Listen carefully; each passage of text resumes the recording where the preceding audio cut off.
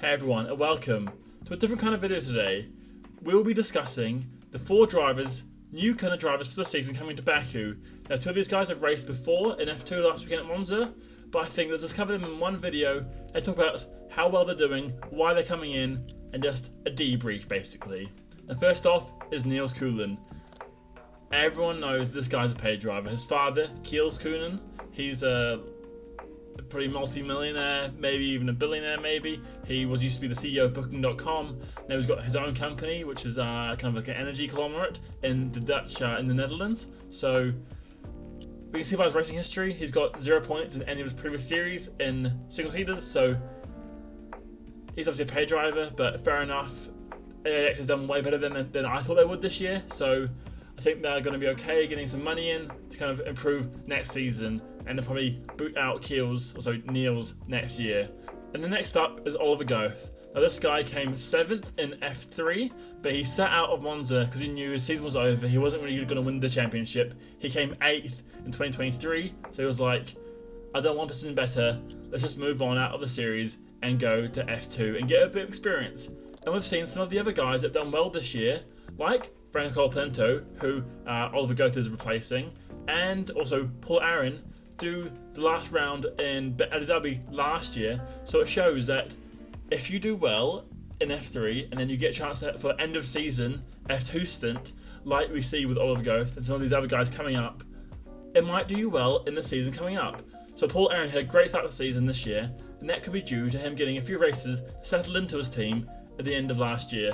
Now I think Oliver Goethe, he's a great driver. Red Bull have done really well to put him in a team into MP Motorsport for the rest of the season, and hopefully get him a seat at MP for next season, so he can kind of build on his relationships with the team and start the season hot, like Paul Aaron did, which could propel his chances at a rookie championship in F2. So good luck to Oliver Goethe. I think he's done okay in his first weekend at Monza. By no means extraordinary. I think he came 16th in the feature after being taken out or causing a collision in the sprint race. So a lot of building to do. This year isn't about points at all. It's just about getting the kind of experience in there so he can come in next year, 2025 in F2, and do well. Christian Mansell's up next, and he's the next full-time, for the rest of the year driver coming in, and he is replacing Roman Stanek at Trident. Yeah, so he finished this year in F3 in 5th, which is okay. I mean, he picked up some occasional podiums, no wins, but I think Christian Mansell is an alright driver at an okay team NRT down in F3. They're by no means the top of the pile with Prema and such, but he's done a good job, solid job. I think he's really I think his team has done well to get him this seat, similar to Goethe, where he can kind of build on this experience coming in to the F2 season for 2025 and build that experience, because as we've seen with Colapinto and Aaron mentioned before, it can prove useful. I think he's done well against probably a lot of other guys like Lindblad, Mini, who are probably going to make the step up. Even Fornaroli, the F3 champion, they probably wanted the seat, but he's the one that got it. I know it's not one of the best seats, but it's a seat nonetheless. I doubt he'll kind of stay there for next season. He might stay with Trident. I'd never say never, but he's probably got the caliber where he go even further up the pile in F2. So this is a good stint nonetheless, just to get his hands on machinery and kind of give it a go. Gabrielle Mini is replacing Oliver Behrman for Baku. I feel for Gabrielle Mini here, because you have these other guys, Goethe, Mansell, who've come into full-time seats for the rest of the year. Well, I presume so. Whereas Mini has got a one-time seat where Oliver Behrman goes and races for Haas in F1. So it's just a one-time outing at probably one of the most difficult F2 street circuits in Baku. We've seen in previous years all kinds of things can happen, massive crashes. Maybe half the grid won't finish the race. That's to be expected here at this street circuit. But I think in a front-running car, or what usually is a front-running car apart from this season, in Prema, he would be expected to do well.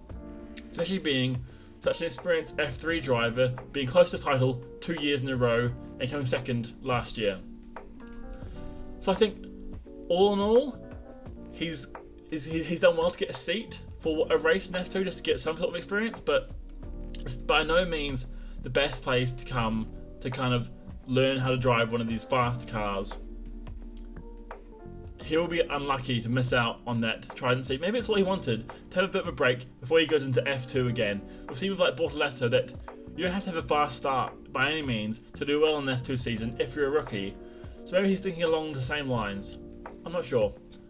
Personally, I think that all of these 4 drivers will struggle again this weekend. I think out of the 4, Oliver Goethe, with that 1 weekend of experience in F2, will probably be the better driver.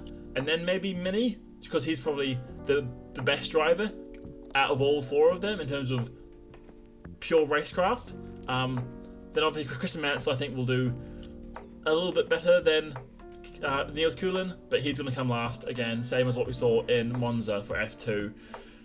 So yeah, I think Gabrielle might get maybe a point or 2 if he's lucky and does well, but I also could see him crashing out massively. Whereas Oliver Goethe, I think he'll try and keep it clean and just kind of complete as many laps as he can.